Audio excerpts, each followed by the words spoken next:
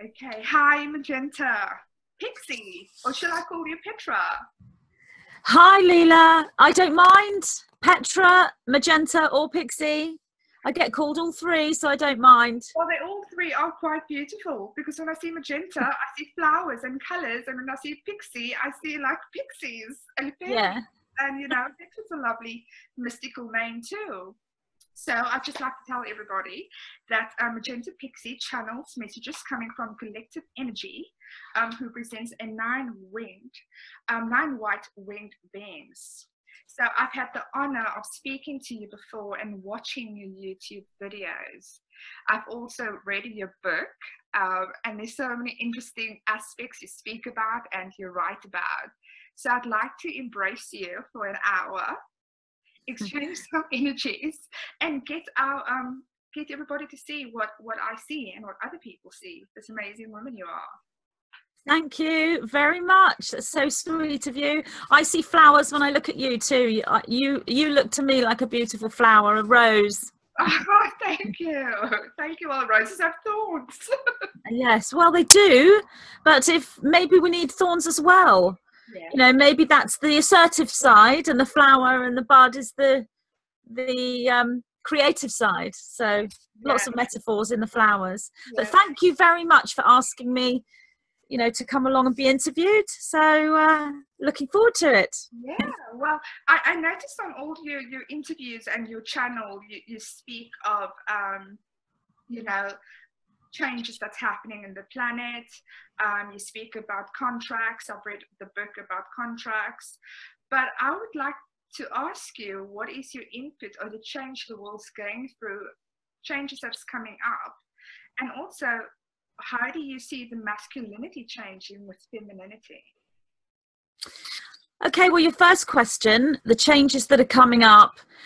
What I'm shown from the 9 and what I see clairvoyantly is it's very multifaceted, this change, as in there is one viewpoint in the physical world, and then there are all these sort of hidden, more subtle realities as well.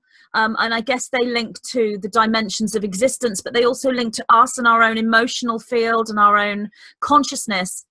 So on a third dimensional linear level, the world we look at, without analysis, what we're actually seeing in front of our eyes on a global scale is very much a chaotic energy. Huge changes that look, without analysis, they actually look to be frightening and negative, and something to worry about. Everything seems like it's unhinged. There doesn't seem to be any structure anymore to the global reality, to our global life, especially within the political movements, what's going on with Brexit in the United Kingdom and the recent election in America and everything that's going on over there, and other countries as well throughout Europe. So on a linear level, it looks like chaos, like changes that don't seem to have any structure, changes that are occurring without warning. So there's a lot of shock going on with people. People are sort of thinking, what is happening to this world? What's going on? How much worse can this get? That seems to be the linear physical presentation. For someone who isn't looking deeper, someone who's not analyzing, or someone who's not connected to all the more subtle realities. When you look at the more subtle realities, I'm talking about individuals who are much deeper thinkers, they think out of the box, creative people, psychic, clairvoyant individuals, people we might call starseeds or way showers or light workers, healers.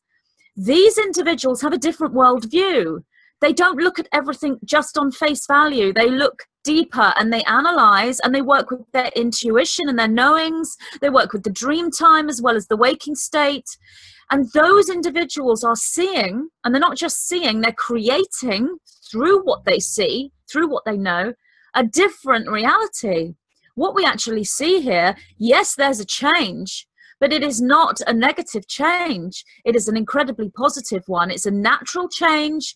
It happens to all structures. It happens to all civilizations, all planets, and that changes evolution. And evolution doesn't occur in this steady linear sense where everything just grows and in this sort of incline like this. That's not how evolution works. Evolution is more like this, and then a little bit like, and then back up like this. It's like these moments of high expansion, and that's what we're in right now. That's where we are right now. We're in one of these spikes, and we're at the top here. So there's rapid change on a individual level, rapid change on a global level, which is, many know this as the ascension, a mass enlightenment, a mass consciousness raise. So in order for everything to change to fit this new expansion, this new ascension, the structures on this planet that are not in alignment with that higher energy, those structures will change. And that's why it looks so chaotic, because anything to do with a lower vibration like greed, corruption, manipulation, control, those energies are, they used to have a tight hold on this planet in many ways, through money, through our health system, through our education system. They had a tight hold, and that hold is loosening because there's no, this new energy is not conducive for this tight control structure anymore. It's a higher vibration, and it's created by the individuals who want to experience health and happiness and spirituality and joy, and all of those things are in abundance right now. And any healer, any individual who is aware, when you meet these individuals, they're happy, they're joyful, they're excited, they know that there's a change. They're all very, very busy. They're working so hard. They have so much creativity around them, and they have a great positivity for this planet.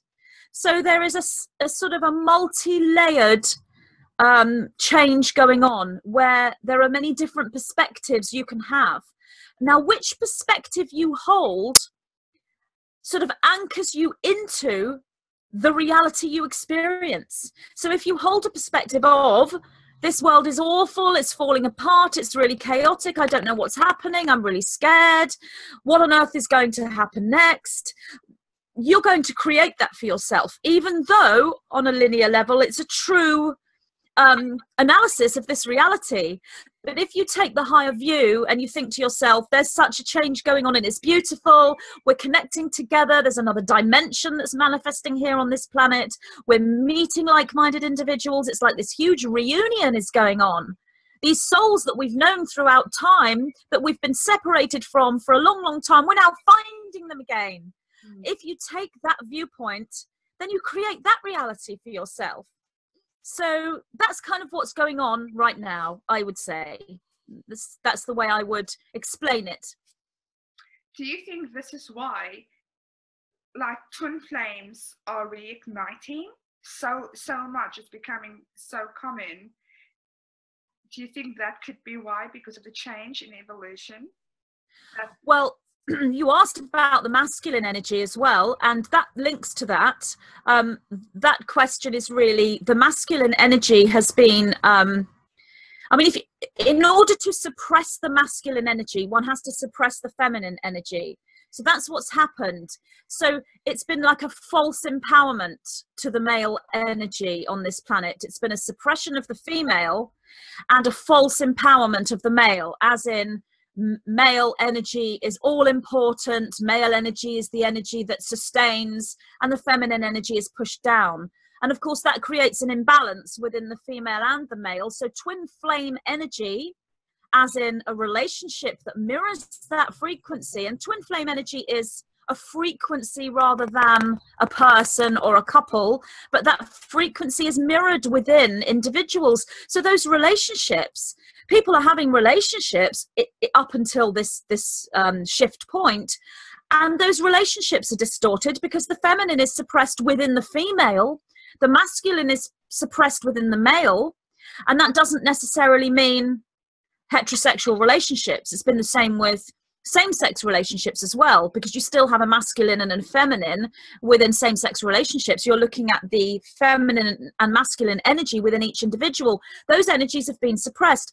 But with this shift experience that we've been going through for the last several years, and it's really reaching a crux now, this sort of 2012 energy, if you like, this feminine energy has stepped forward and has taken its rightful place. It's starting to come out in humanity as it comes out within the individuals. Therefore, the masculine energy responds. The masculine energy is no longer sort of forcefully presented in this false empowerment, which presents as control and demanding leadership. That's pulled back into more of a protective place and a nurturing of the female. So once that balance of the masculine and feminine starts to come into alignment, then the twin flame energy can manifest within relationships. So the answer to your question is yes, this energy is conducive to these balancing of the masculine and feminine energies, which creates a perfect template, if you like, within these aware individuals for relationships that are constructive, creative, supportive, mutually enjoyable, and they manifest within this twin flame energy. The twin flame energy in a relationship holds a particular geometry, and the geometry it holds is the Vesica Pisces. So you have these circles, and as they merge together, one circle is the male, if you like, one is the female, and the merge within the middle is the joining between the two. And that is the creation that's birthed from those two circles. It's a never-ending fractal. And within that middle piece of that Vesica Pisces, you have the creativity. So if a couple, a same-sex couple or a male-female couple, embody that Vesica Pisces energy, they will know that because there will be a birthing within that middle merge point. There will be a creativity between the two of them, whether it's you know, an idea, a plan, a book, you know, performing on stage, whatever the creativity may be, music, there is a creativity of sorts. Even if it's the exploration of idea, that is still that merge point between the two. So that's the twin flame energy manifested within a relationship. And yes, the energies are far more conducive to that now within the aware individuals who take that higher perspective. Wow, that's a really good answer. I'm blown away once again. So, do you think that it's very easy for people to manifest that energy, or do you think it's either something that you come into life as a soul contract? Because we all have a soul contract, which we agree to. Yeah, your first question, is it easy? From the point of view of the 9, the higher energy that I communicate with, they would say it's easy because from their perspective, it's instantaneous. As in, when you come into that twin flame energy, you are there. And therefore, you are within that energy. Therefore, you will manifest that energy within your life. But from the 3rd dimensional viewpoint, living within a linear reality, I wouldn't say it's necessarily easy. I think it's challenging to take a spiritual path, and it's challenging to embrace that twin flame energy, but it's very joyful and very rewarding. And once you are practiced at it, it can appear to be easy. You're still getting challenges though, but it's almost as though you know where your blueprint is, you know where your destiny is, your mission, and you are walking in alignment with it. So it becomes easy when you move into that alignment, I guess. So what was the second part of your question? So could anybody have it as a manifest, as an energy, or is it something that we are contracted before birth? Okay, so it's both of those really, because everyone is contracted before birth, if you like. They've created a contract, as in they've created a blueprint for their incarnation. So when they incarnate as a physical being, there will be like a blueprint set up Just the same as if you were going to construct a building, you'd have a blueprint for that structure, an architectural blueprint for that structure. It's the same thing. You have a blueprint for your life, and you plan out what it is you need to experience within a physical incarnation. So within that, there will be experiences, situations that you need to go through for your highest good. But the other part of your question is, can you create this yourself? And the answer to that is yes, because when you become aware, when you start to take a spiritual path, you can change your blueprint. And that's what this mass consciousness raise is all about, this ascension. When you're in this, you know, I talked about the evolution that goes like this. Mm-hmm. So when you're in this sort of plateau phase of evolution, if you like, and it's not a plateau, it is growth, but when you're in this smaller part of evolution, in that energy, in that reality, you would live a lifetime, and then you would go through the death experience, you would reevaluate that lifetime, and then you would create a new blueprint that would be conducive to the next step of your learning, and then you would incarnate again. But when you're in this part of the evolution, and up here, the ascension process, which is a natural organic energy that all structures go through, including planets and civilizations, when you're in that place, you don't need to wait for the death experience to reevaluate your life, reevaluate the experiences that you've been through and the learning for the soul, and then plan the next stage of your journey as a new incarnation. You don't need to do that. You can do all that from the physical level, which is why a lot of spiritual teachings will say ascension is different to the death experience, because with ascension, you're taking your body with you.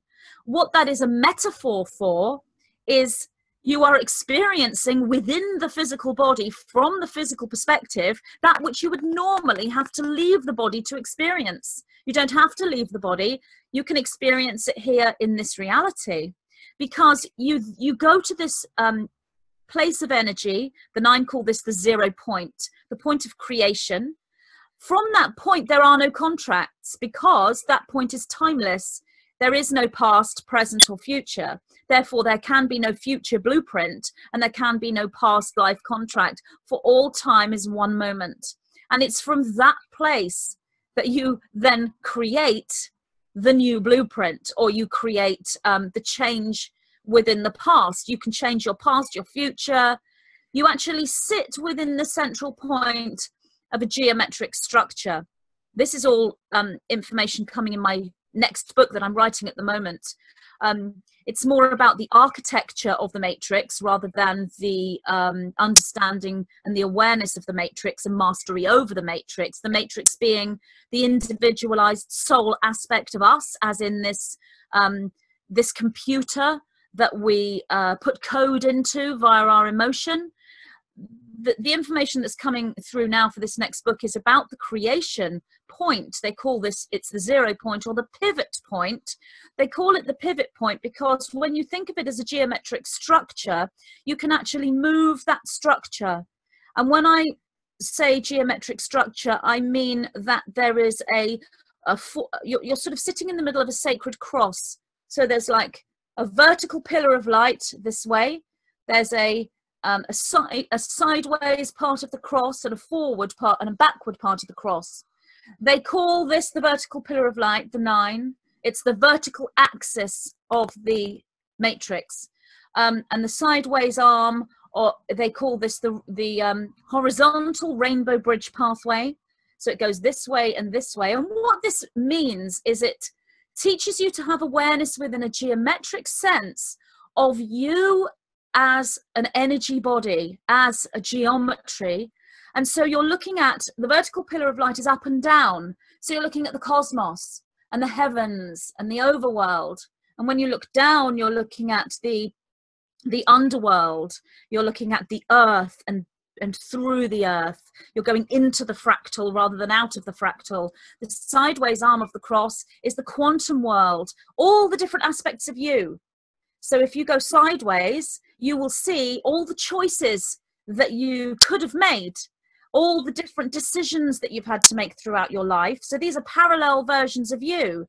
And then when you move further and further along this sideways horizontal rainbow bridge pathway, you come to other aspects of you that look a bit different. They may have the same face as you, but they've got different hair, or their faces are slightly different, or then there might be a male version of you. And then when you go further and further and further, you see that every single being across this entire planet and all planets, they're all there, because you are all people, you are everything. And then the forward moving is the future and the past. So when you sit in the 0 point in the middle of this sacred cross, and you're aware of what these different directions of movement are, you can use that structure, that geometric visualization, to create change within that structure.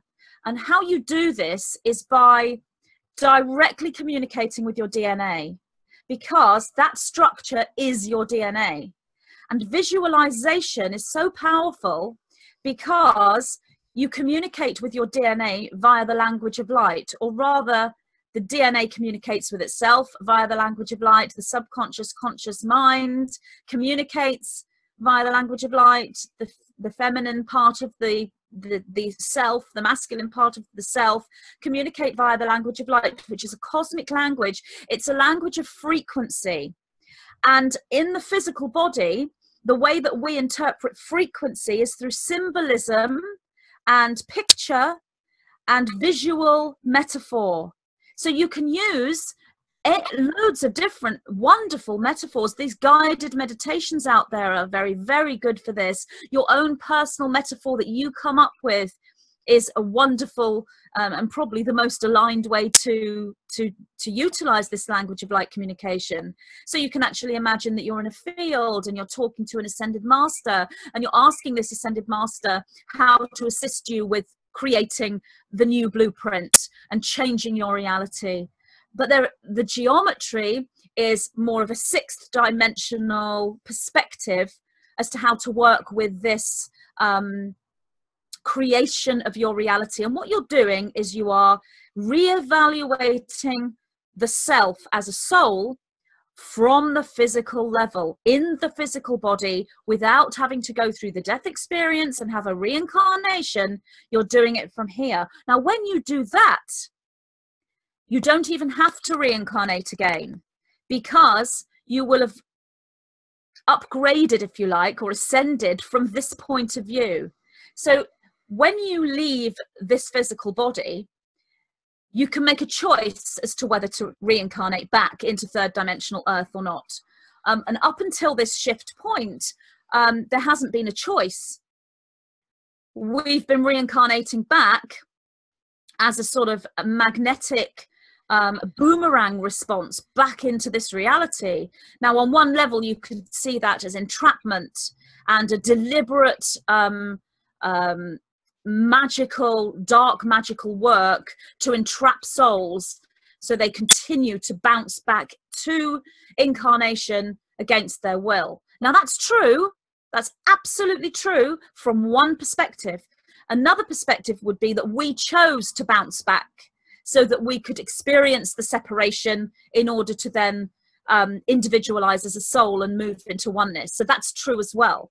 When you take mastery over your matrix and you learn to understand the architecture of your matrix, then you are in control. You are the one that makes the choice as to whether you incarnate again. So those sort of astral traps, 4th dimensional traps, if you like, that's been laid for the passing soul so that they bounce back into incarnation, you don't move to those traps. You sail above them, if you like, metaphorically. You go to a different dimensional state when you leave the body, and you make a choice. And adding to that, what I will say is an extra part of this story, the starseeds in inverted commas, the aware individuals who've been aware pretty much since childhood, millions and millions of people now are here. You know, it could potentially be in the billions. I mean, there's so many. These individuals have already been through an ascension process in a physical body. These individuals were already freed from that reincarnation reincarnational cycle. They were already immune to being caught in those traps. And they had already experienced the individualization of the soul and coming to the point where they make the choice. And these starseeds made a choice to reincarnate again. They didn't have to. They didn't have to come back to the third dimension because they'd already moved beyond that evolution in a linear sense when it comes to the journey of their soul. They made that choice in direct response to a call for help, if you like. It's a vibrational frequency that's put out from a planet as that planet nears completion and is in a state of intense polarity and needs to release that polarity. So these starseeds came back here voluntarily. But when they did that, they were then subject to third dimensional law again, meaning they could come back, they could have come back thousands of years ago and been caught back in those traps again, and they would have been caught up in a reincarnational cycle. Some of them have been, some of them have not. Some of them they've only come here for this lifetime. I'm one of those souls that got caught up and had to do several more lifetimes. So there's a lot to this story. So wow, so you're speaking about the blueprint and how we can change our blueprints. Would you say, because that sounds like the power of manifestation, that would be a very powerful tool for how people can actually manifest? Absolutely. I mean, they're manifesting their entire reality from that viewpoint. Mm-hmm. And they take two perspectives. One is, I created past life contracts for myself or the higher council that oversee my soul's development created these past life contracts for me. And therefore these past life contracts exist, therefore I can change them. But they also need to simultaneously take the perspective of there are no past life contracts because time is unified and there is no past, present and future. Therefore, from that place, there are no contracts. And when they take those two viewpoints, then they are very, very superimposed within this higher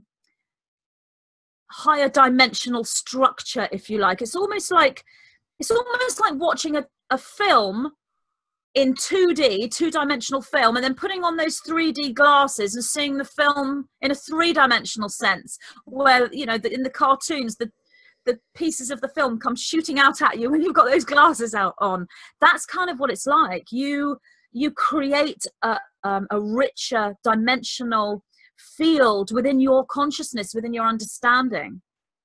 And that's done by embracing more than one perspective that would appear on a linear level to be an opposing perspective. And then when you learn that it's not either or, it's both, it's not one or two, it's one and two, which makes three, you start working with this geometry of multiples.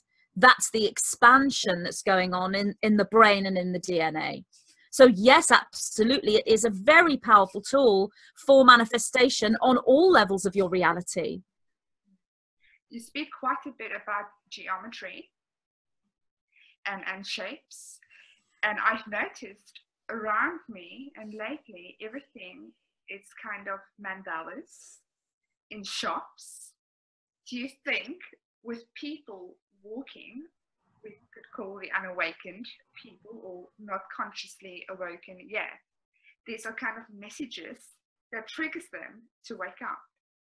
Absolutely, yes, that's absolutely what it is. The mandala is a depiction, a sort of artistic depiction of the matrix field, this true energy body. It's really a toroidal field that exists around all structures. It's consciousness itself, individualized. And the mandala is an artist's depiction of that structure. So when you see a mandala, even if you don't understand what it is and you think, oh, what a pretty flowery circle that is, I like that, it's a memory trigger. It is a very powerful, what the nine call alphabetical numeral And I say, why alphabetical numeral? Because it's a number and a letter at the same time. It's a powerful alphabetical numeral within the language of light. So it's a trigger to the DNA activation and the awakening. So mandalas, absolutely yes.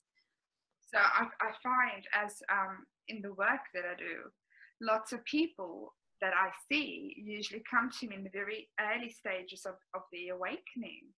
And I'm seeing more, more changes are connected to the way they see the world. They'll come not knowingly, they're wearing like a scarf that's really symbolic, where there may be the shapes on there, the geometry shapes that's on there, and the mandalas that's on there.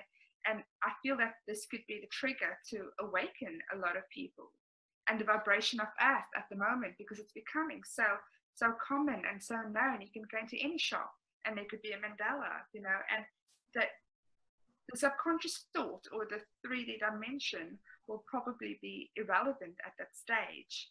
But there was like thought put into that to open or to plant the seed into somebody. Absolutely. And you will find that the people that come to you as clients, because you are like a magnetic field yourself of resonance due to your own awareness, the people that come to you, even though they don't feel as though they are awake necessarily spiritually, they're coming to you for healing or for help or whatever, they already are. They're already activated in order to catch on to that magnetic resonance energy that you're giving out. You wouldn't attract to you someone who hasn't got an awakening going on. So everyone that comes to you will have that DNA activation, because what happens is you kind of the activation takes place before you realize it's taken place. And it's like your learning, your processing of your own activation is a secondary thing, because it's a linear process for us. Like, for example, someone who channels, if you like me, somebody who, which you do and anyone awake will be doing. Everyone who's awake will be channeling in one way or another. But with me, it's a conscious sort of projection of me communicating with beings. That's simply a metaphor. It's just a metaphor for DNA activation and awakening. But within that, I will receive information from the collective that I speak to, and I won't understand necessarily all of that information. So I'll be given some information and I won't understand what it means. I won't be able to make sense of that that sentence or that paragraph or that piece of wisdom. And I will then have to catch up, and then I have to process and learn what it is that I picked up. And that's kind of how it happens, because wisdom's timeless. So when you awaken, you step into that 0 point, that pivot point. And then you have to then catch up with yourself, if you like. The higher self is already completely in a state of all-knowing. And when you move into that point, you can access any truth, any wisdom, because you are accessing the all-knowing aspect of self. Then when you move back into the linear, which you will do if you're a physically incarnated individual, you then have to catch up with your own wisdom, if you like. So that's how it works. So people will come to you without necessarily being aware. I've had people come to me as clients. I've opened up their photograph.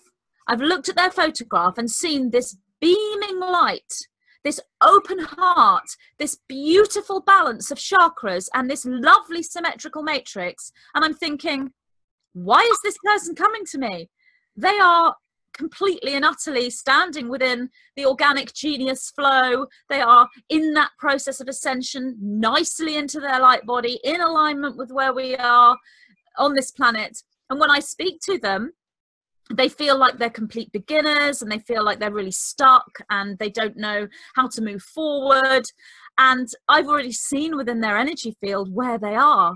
And the only thing they need to catch up with is their own awareness of their own self and their own awakening that's already taken place. So a lot of my, readings, if you like, is assisting someone to simply see themselves. I'm not saying everyone I've seen has that beautiful symmetrical matrix. I've seen lots of people with all sorts of traumas and issues and blocks, and they've needed a different kind of assistance. But I have come across a great many people who are in an extremely balanced state of advanced, if you like, if you want to use the word advanced, wholeness and integration, and without them necessarily knowing where they are energetically.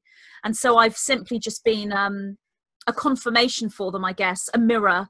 They've simply needed to look in a mirror and see themselves. And I think it's probably the same with you. You have people coming to you who are also in that state of activation, who don't necessarily realize it. And that's the way it works.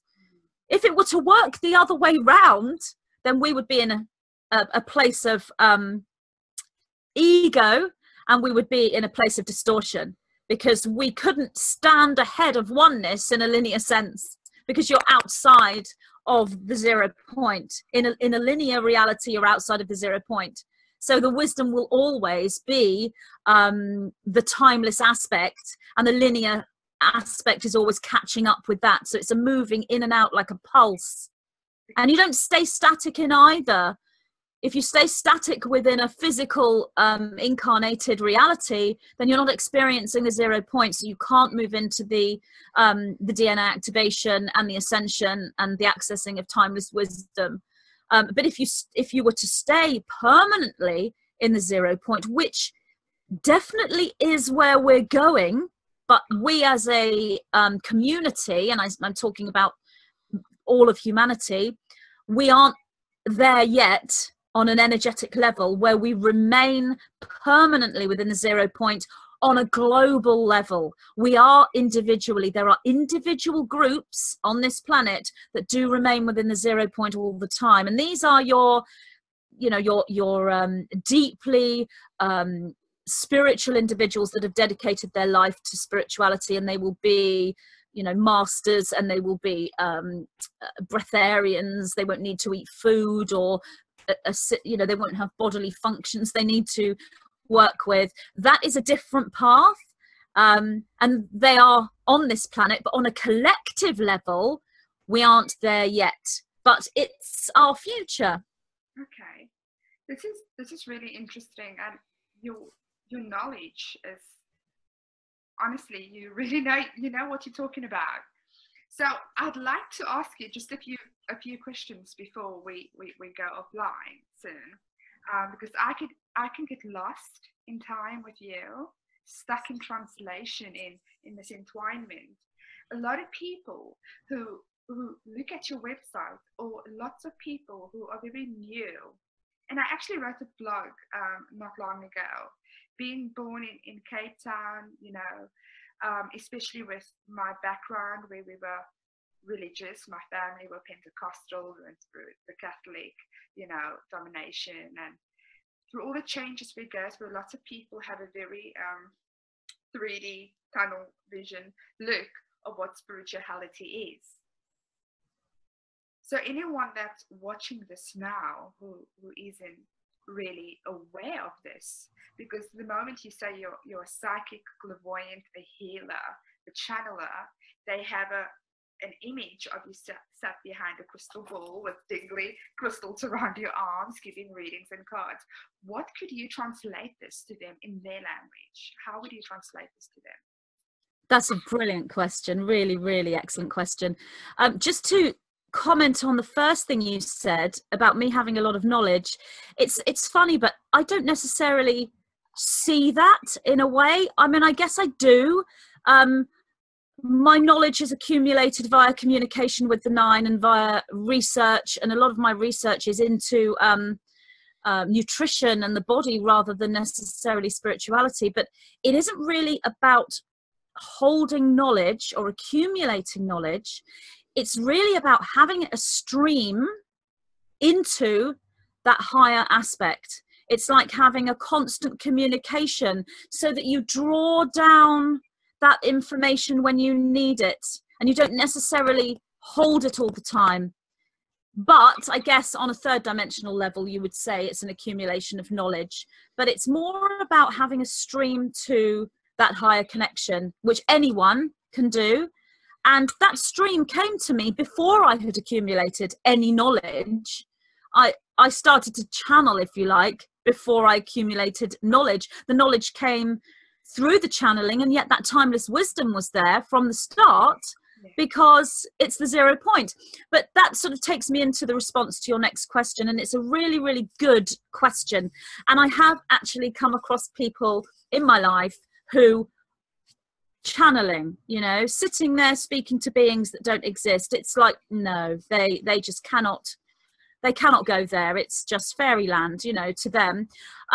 So I did come across one guy who had experimented in the past with, let's say, mind-altering substances, who was not interested in channeling, sitting there doing readings, as you say, with crystals all over your hands, with your tarot cards or whatever. He thought that was all just, you know, bizarre and odd and just crazy and off the planet.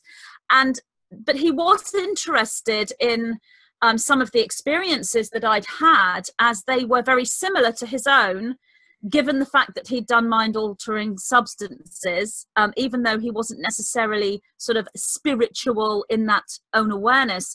So the 9 came through to speak to him. And what they actually said was, when you ingest your mind-altering substance, this is what creates the experiences for you, these expansive experiences, trips, if you like. And what they said was, this is what we are, the psychotropic element of the mind-altering substance. That is us. And when we communicate with Magenta, we flood her body with this chemical.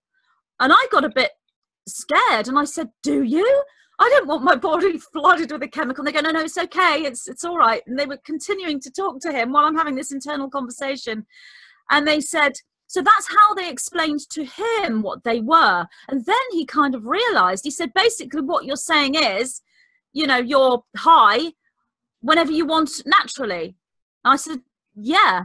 And then I'd speak to the 9 afterwards about this, and they said, when you take a psychotropic, you know, when you take a mind-altering substance, you fast track into an awakening. You open many, many stargates, if you like. You fire your DNA. But because you're not ready for it on a consciousness level, it can cause all sorts of imbalances. Although it can be very helpful to some people, it can cause imbalances to others.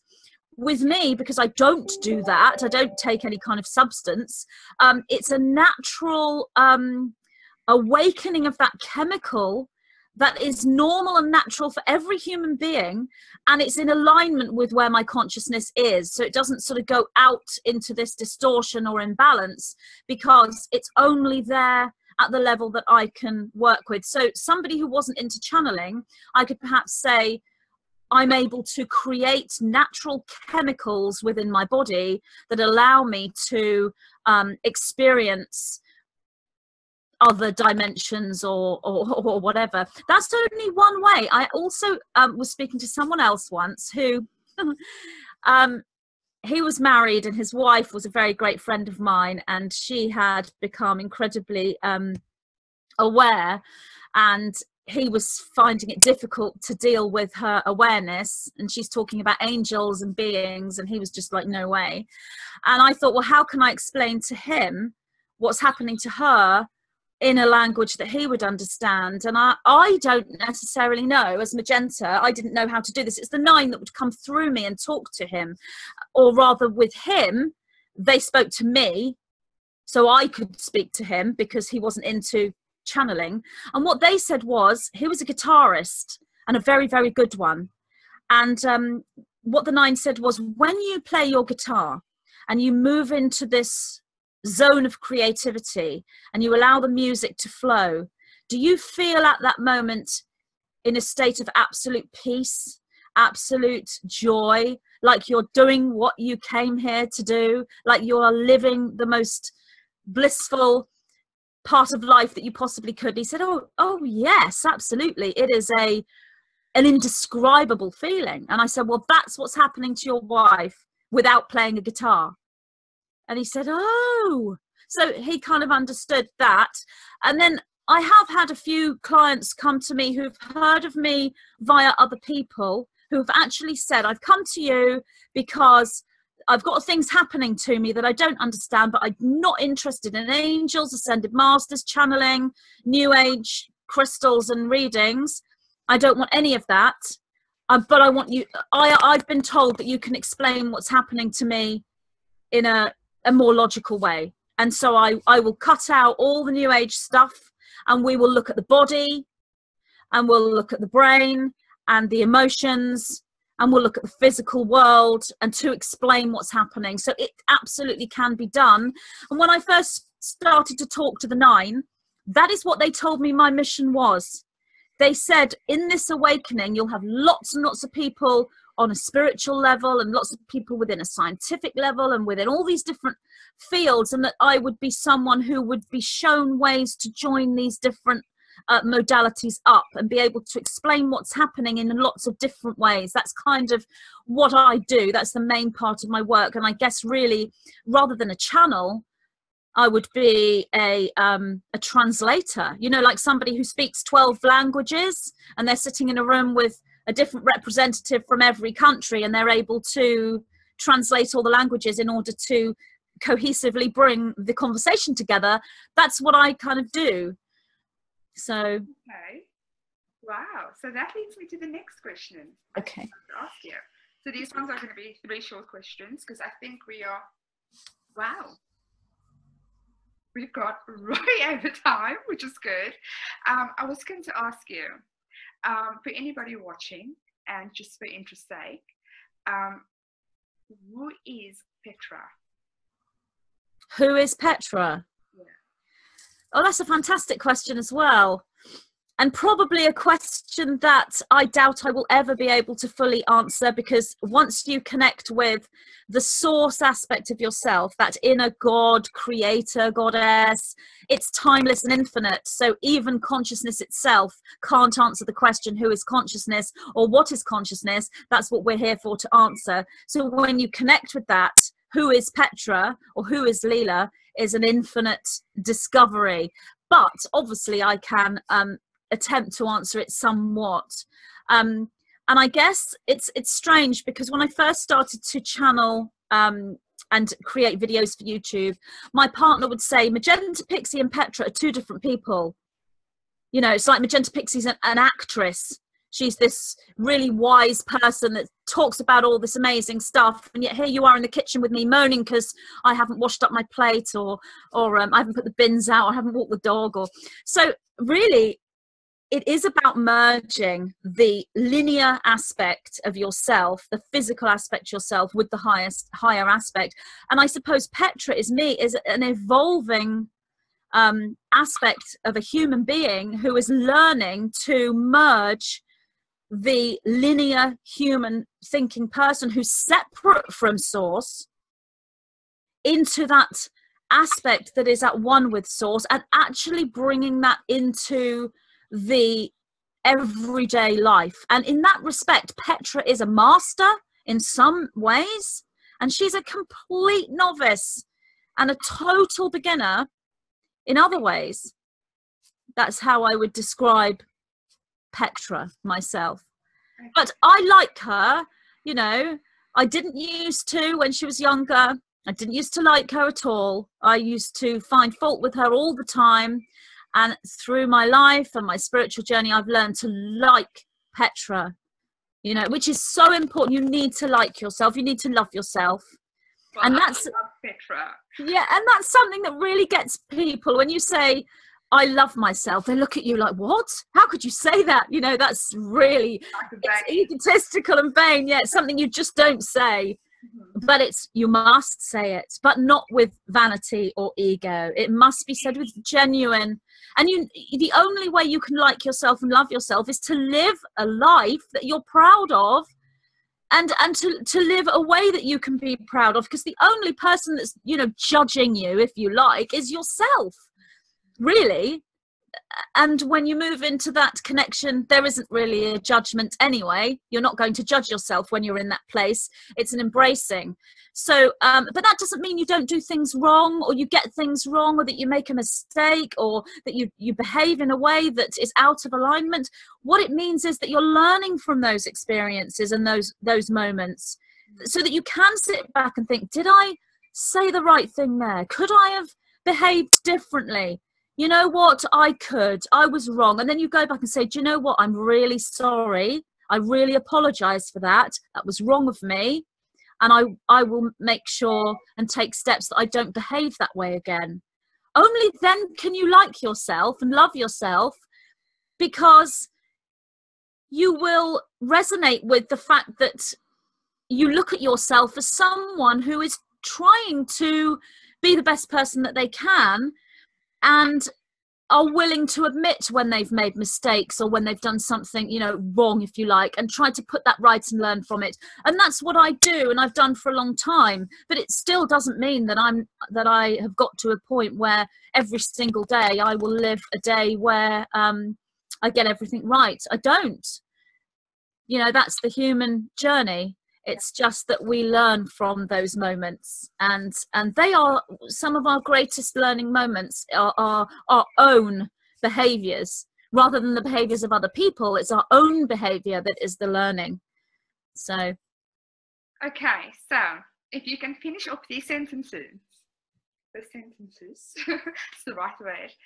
A day of the life of Pixie is... A day in the life of Pixie. Wow, no one's asked me this before. It's great. Okay, so if I have to get up early because I'm going somewhere, my day will be different. So I will wake up, get ready. If I'm out the door early, then I will have something like a protein shake or a green smoothie for breakfast. I will go out and do what it is I need to do. And then I will, when I'm back home, I will try to fit in some yoga, either power yoga of some kind, beginners to level 1 really. I've been doing yoga on and off for 3 years and I'm still a beginner, or possibly restorative, depending on how I'm feeling.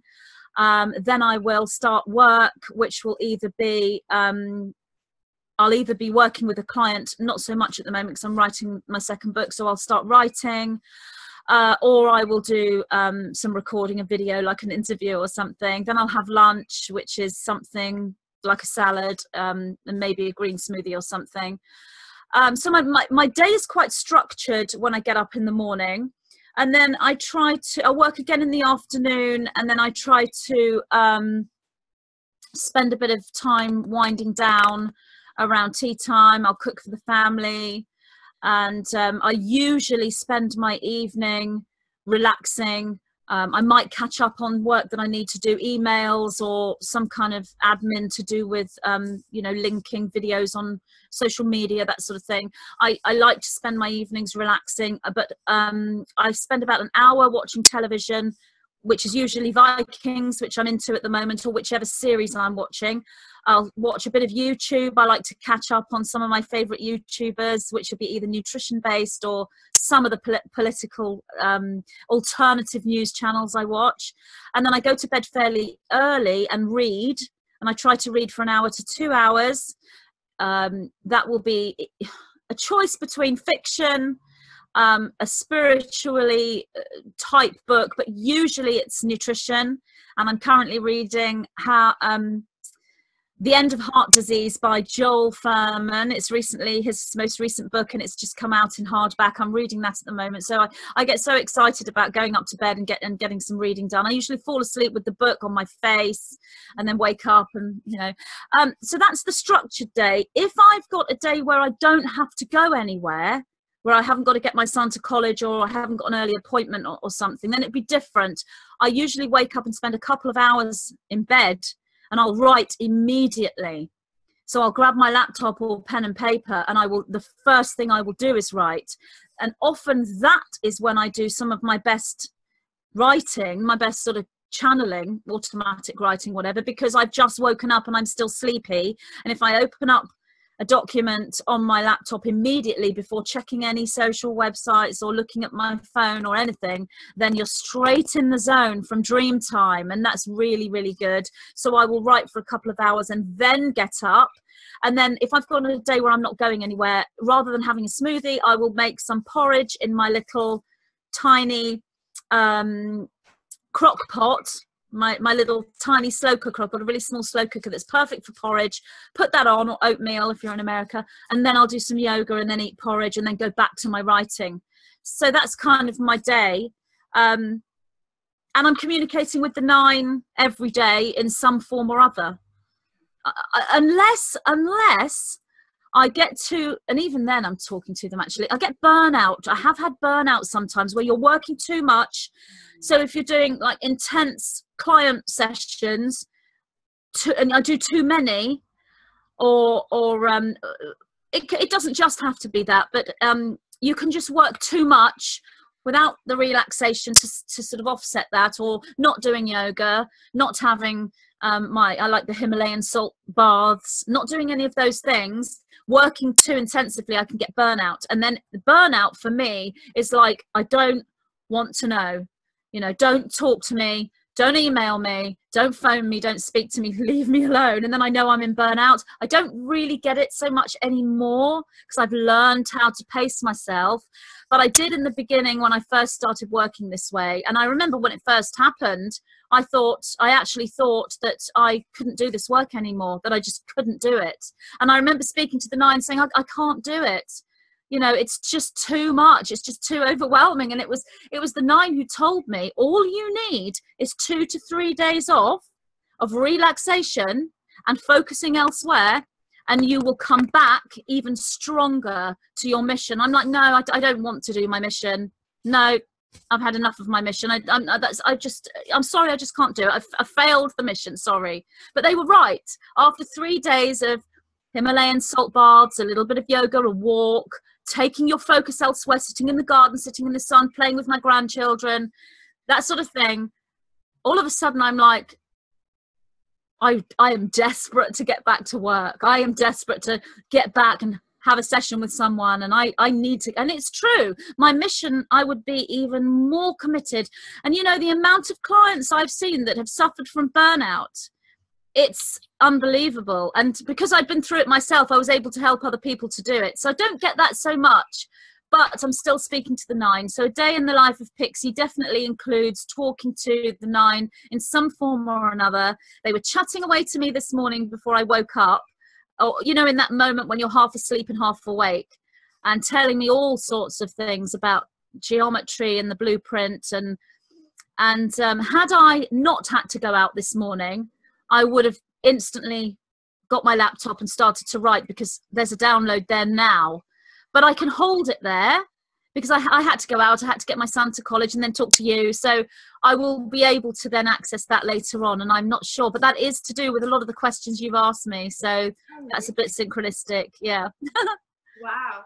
Okay. So where can people find you, just before we go? And how can they connect with you? Sorry? How can they connect with you? Right. So my website is magentapixie.com. And on there, you'll see events that I'm doing, talks and radio interviews and that sort of thing. You can purchase my book from there. You can purchase guided meditations. You can email me.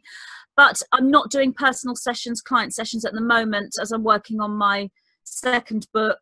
But they can email me. People can email me. The only thing is I do get a lot of emails each day. So they go to my partner, who's also my webmaster. And if there's anything really that he feels that I need to read, he'll pass them email. So I don't get to see all of my emails because I do get so many every day.